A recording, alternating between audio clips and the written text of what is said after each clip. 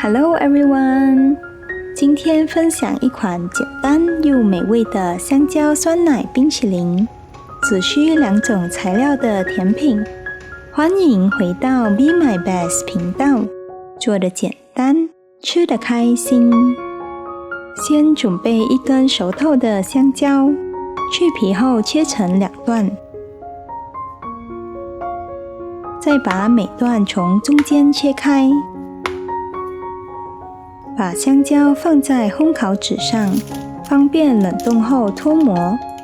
接着准备1个杯子，把香蕉轻轻压扁，这样不仅更容易铺上酸奶，冷冻后吃起来口感更像冰淇淋。我今天用的是原味希腊酸奶，它富含蛋白质，健康营养，而且质地也比较浓稠。比普通酸奶更适合做这种冰淇淋口感的甜品。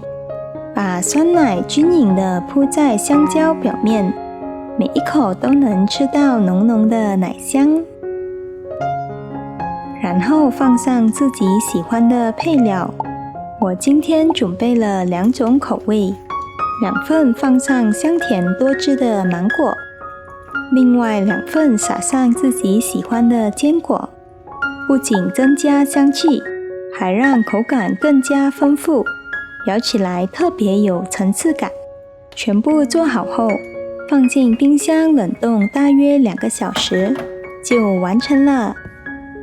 冷冻后的香蕉变得像雪糕一样绵密细腻，搭配酸奶浓稠滑顺的口感，入口冰冰凉凉。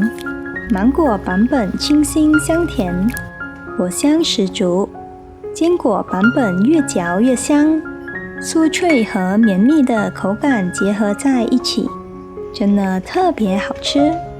最重要的是，这款甜品没有额外添加糖，甜味全部来自香蕉和水果本身，健康又没负担。喜欢的话一定要试试看。欢迎点赞订阅我的频道，我们下期见。